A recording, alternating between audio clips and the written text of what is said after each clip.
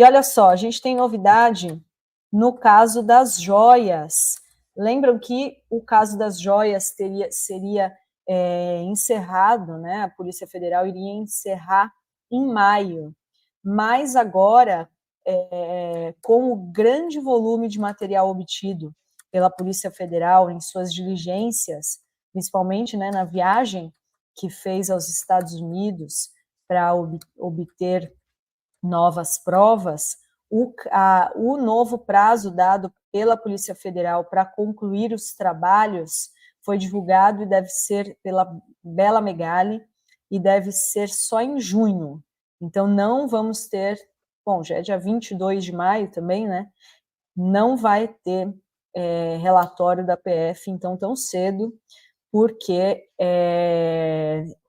os investigadores da Polícia Federal viajaram aos Estados Unidos com a cooperação do FBI e tiveram aí chance de obter mais detalhes sobre as transações financeiras supostamente feitas nos Estados Unidos no âmbito do esquema de vendas de joias pelo ex-presidente, o ex-ajudante de ordens Mauro Cid e até o seu pai, o general Mauro Lorena Cid. Os policiais fizeram diligências em cidades como Miami, Wilson Grove, na Pensilvânia, Nova York, e nessa colaboração internacional conseguiram obter documentos e informações bancárias dos suspeitos. Então, em junho, provavelmente a gente vai ter aí a conclusão desse relatório pela Polícia Federal, que é o que se espera que o Bolsonaro, o Mauro Cid, o general Lorena Cid, sejam indiciados, né, Henrique e Rovai. A gente espera que seja condenado e, assim, claro, fica sempre essa dúvida quando a gente vê algum tropeço ou um resultado no judiciário, como a gente viu ontem no TSE em relação ao Sérgio Moro, mas, assim, se vai ter condenação ou não, a gente não sabe. O que dá para se afirmar categoricamente é que esse caso especificamente do Bolsonaro representa aquele ditado popular da língua portuguesa, que é o que diz muita coisa e não diz absolutamente nada, que é uma coisa e outra coisa é outra coisa. O Bolsonaro, nesse caso aí, responde por questões criminais. O teor probatório é vastíssimo. Essa questão das joias está acima de qualquer discussão se ele agiu ou não de forma ilegal, de forma criminosa. Ele agiu de forma criminosa. A questão é como isso vai ser colocado e apresentado à Justiça no inquérito produzido pela Polícia Federal e que vai ser apresentado pelo Ministério Público Federal, porque não há dúvidas, né? Inclusive o próprio ex-advogado dele, o Frederico Assef, assumiu em um dos casos que vendeu um relógio Rolex nos Estados Unidos e que esse relógio depois precisou ser recomprado.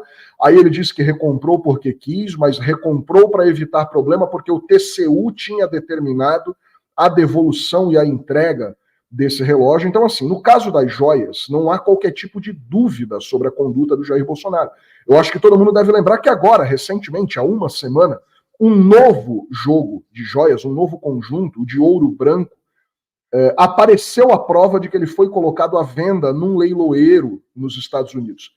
Tem foto lá daquele rosário árabe junto com a caneta, a abotoadura, tudo aquilo exposto para ser vendido ou leiloado, não me recordo exatamente agora.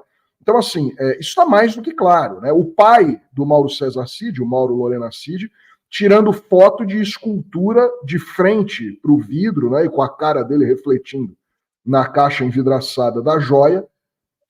O Mauro Cid sendo flagrado no celular dizendo que o dinheiro precisava vir em espécie porque tinha que ser entregue na mão do presidente, ele não gostava dessa coisa de depósito, ele queria grana, né, ele queria tutu, dinheiro, papel. Então, assim, isso aí está mais do que claro. Se essa condenação virar, é uma outra história, Adri. O problema aí é um problema que parece que não está sendo dito com relação a esse atraso de um mês do relatório final do caso das joias por parte da Polícia Federal, porque surgiram aí novas informações que foram colhidas numa investigação conjunta com o FBI lá nos Estados Unidos. O problema de se atrasar esse relatório, que era para maio e agora fica para junho, é que isso pode atrasar todo o cronograma. E a previsão para levar esse caso a julgamento era novembro ou dezembro, antes do recesso deste ano. Essa pequena mudança de 30 dias ou 45 dias pode acarretar num adiamento, né, digamos assim, dessa previsão que foi dada inicialmente de levar o Jair Bolsonaro a julgamento até o fim desse ano judiciário, né? Pode ser que a coisa realmente fique para o ano que vem, 2025. O fato é que não pode empurrar muito para frente, porque a gente sabe que se isso se estender até perto de um ano eleitoral, no caso 2026, o ambiente pode tumultuar bastante, vai ter acusações aí de interferência política, de julgamento político, parcial, etc. e tal. O ideal é que isso seja julgado o quanto antes. Se isso vai ocorrer, é uma outra história. Rovaes. Olha, Adri, esses processos, de fato, às vezes a nossa ansiedade política, inclusive por tudo que viveu, e eu não estou dizendo que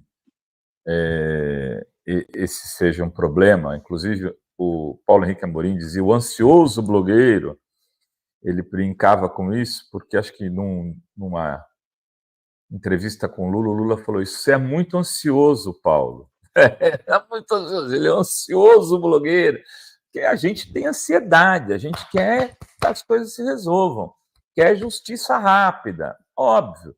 Mas o tempo político, muitas vezes, o tempo jurídico, não é o tempo da nossa ansiedade.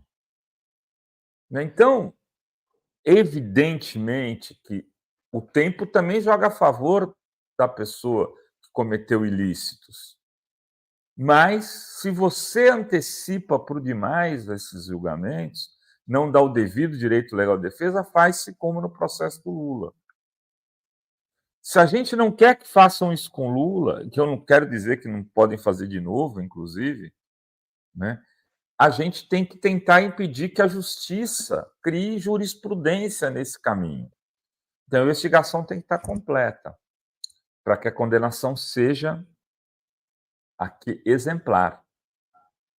A minha fonte, que ontem, né, fez uma análise equivocada, mas é do jogo também, sobre a votação no Supremo, ela dizia no caso das joias, que no caso das joias, não, no caso da Embaixada da Hungria, Henrique, que o Alexandre tinha feito um roteiro, e que o roteiro dele era levar o Bolsonaro, esperar a denúncia da PGR, no caso Bolsonaro, receber a denúncia, isso somente sobre o 8 de janeiro, mandar para a turma, ganhar na turma de 6-0, mandar para o pleno e no pleno ganhar de 9-2.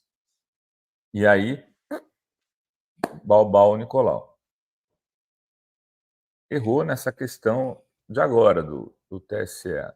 Será que mudou o cenário alexandrino? A questão que me parece, e não é só alexandrino, convenhamos, né? É gilmarniano também, porque são dois pilares ali do Supremo, e não se pode deixar de dizer, mesmo dando um esporro e vazando um esporro que teria dado no Moro, o Gilmar Mendes se reuniu com o Moro antes desse julgamento. As pessoas estão esquecendo disso. E ele falou que passou um sabão no Moro no dia, né? Como é que era a frase? Uma frase forte. Ainda brincava. Se não foi o Moro que vazou, se não foi o senador que levou o Moro, foi o Gilmar que vazou. Só tinha os três. A frase. Então, o Gilmar vazou, mas pode ter feito um acordo para livrar ele da condenação. Pelo menos no caso do mandato de senador. Mas teve um acordo maior aí? Deus é pai, né? É. Deus é pai, não é padrasto. O Bolsonaro deve pensar isso o dia inteiro.